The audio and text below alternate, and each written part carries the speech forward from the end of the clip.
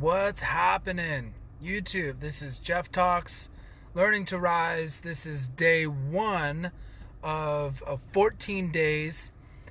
We're going to be doing basically just 14 days, 14 videos.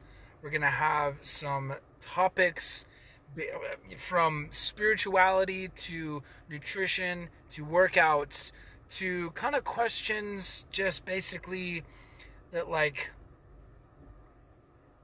people don't really like to talk about, that are kind of hard to talk about. I'm going to talk about them. So before I get started, I want to just say that I'm just getting off work and it was super hot today. So if you don't mind, I'm going to wear my sunglasses. I feel kind of like bleh, but didn't mean that I wasn't going to make this video for you guys. So before I get started as well, I also want to say to encourage you to go to my website, subscribe. There is a link that I'm going to put at the bottom of this video, so you guys can just click on it, go right there, subscribe to my email list, so that any future free, my podcasts are free, but anything else on top of that I would love to be able to send that out to you, and then also to have any feedback from you guys as well, so that I can continue to grow as an individual, and so this company can continue to grow to be more service to you, to the beautiful people. So having said that, my first topic of the day kind of just came to me yesterday, and heartache. Dealing with heartache. I was kind of sitting, reminiscing last night about what I should talk about, and for some reason that was the very first one that hit home, and I think right now especially as well, it could be really beneficial. So I'll just stick to what I know. And what I know is my experience. So in my experience, being in recovery now, coming up on 3 years, May 15th is going to be 3 years, guys, from being in recovery from drugs and alcohol. And I could not be more grateful. In the beginning, heartache was something that, when it comes to relationships, when it comes to basically the world not behaving the way that I think that they should behave, my ego. So for me, my heart gets broken when my expectations of myself or in somebody else aren't lived up to. So that's just a beautiful awareness thing for myself. And what helps me with that is admitting that I'm trying to be the puppet master, if you will, and I'm trying to control everybody's strings, I'm the puppeteer, kind of trying to control everything basically. And when it doesn't go my way that I think it should, I'm hurt. I'm more pissed. So being aware of that, and then kind of surrendering to the fact that I am just one of 9 billion people on this world, not on this world, on this earth, in this world. And I'm so blessed, first of all, to have life, that my ancestors met on the perfect time, and made babies, and then met my other, my mom, my dad, and then I was made. That's such a gift, just to be here, just been given a chance at life.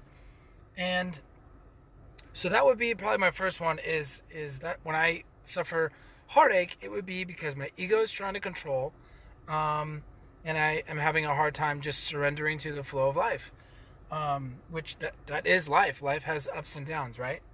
So being able to breathe through that, maybe reach out to a brother in recovery, call my sponsor, call a mentor, a guide, your pastor, preacher, whatever it may be, somebody that you respect and feel comfortable with, a spouse, whatever it may be, someone that you can really trust your heart with, and just not complain, not whine, but vent.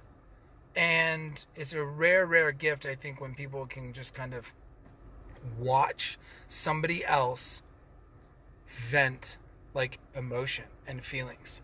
So that's what I would say, to suggest. That's definitely something that I still do to this day, and it is incredibly beneficial. Whether I've called like, mentors like crying on the phone, and then they call back, you're like, dude, Jeff, what's up? I'm like, I don't know, just, and I'm able to vent, but they're able to like walk me through and guide me through and remind me that I am human and that in life there is ups and downs. So I would say that that's probably just with like your everyday general, thorns in the side that stuff crops up, right? I also want to touch on relationships. And I think relationships are a huge one right now, especially with COVID and, some people working, some people not working. And I think it's hard. And in my experience right now, my girlfriend and I, she is a healthcare worker. I haven't seen her in well over a month. She's, going into battle every day and dealing with these like COVID patients and sacrificing herself for the better of, mankind. Like, that's amazing. And I'm so happy to be a part of that. But then the selfish side of me like misses her and wants to see her, and it's really hard. It was really hard in the beginning because I didn't want somebody else telling me what to do, right? I didn't want the government telling me what to do. And I always had a hard time with that, like just my ego, again, throw that into the mix. But after having like a couple days and then a couple weeks, I've finally I think it took me about a week and a half, 2 weeks, but I was finally able to like accept it. Like, wait a second, it's not all about me anymore, right? Being in recovery, I lived in a lot of like toxic relationships, and now actually having like love for myself, I can now express that love for her by allowing like space and encouraging her. And like we just made like we have Zoom coffee dates, and like I literally asked her to go on a little date the other day over coffee on a webcam. Like, that's super, I felt super dorky like doing it, because I've never done anything like that, but it was fun. And I think just being able to like be okay with the space, but making an effort to connect. And I think this can literally pour into any relationship that we have. Making a conscious effort to connect, especially now. But I also think that having that self-care and self-love practices is like in my head and in my walk and in my heart, it is like a must. I have to be practicing some type of self-care every single day, so that when I do see her, or like I'm talking to her on the phone and she's talking to me how like, how she may be having like a rough day or a rough shift or whatever it may be, then I'm actually able to be present with her and just listen and just watch her vent, and of course like ask if she would like, suggestions or anything like that. But really, I don't want to tell her what to do. I really just want to support her to the best of my ability, right? So, and then again, that can go into your relationship with your mom, with your dad, with your brother, sister, cousin, friends, coworkers, boss. Like, I think just making a conscious effort to connect nowadays, guys, and to to validate other people's feelings and emotions is huge.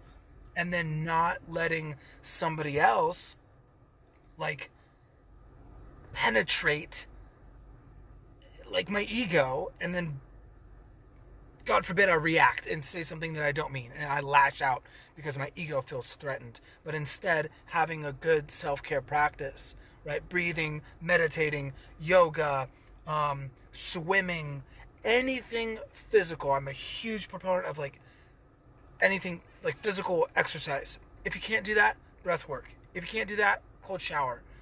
For me, I try to do it all. But something, whatever it may be, something physically active to bring us into that mind-body connection. So, I really hope that was helpful, guys. I will follow up by saying, click on the link. And if you're not already subscribed to my email list for all the fun goodies in the future, please subscribe. If you'd like to even click a like. If you're feeling frisky, click a like. Click a like. Push the like button. Gosh, I love you. Have a beautiful rest of your day. And I'll see you tomorrow. Bye, guys.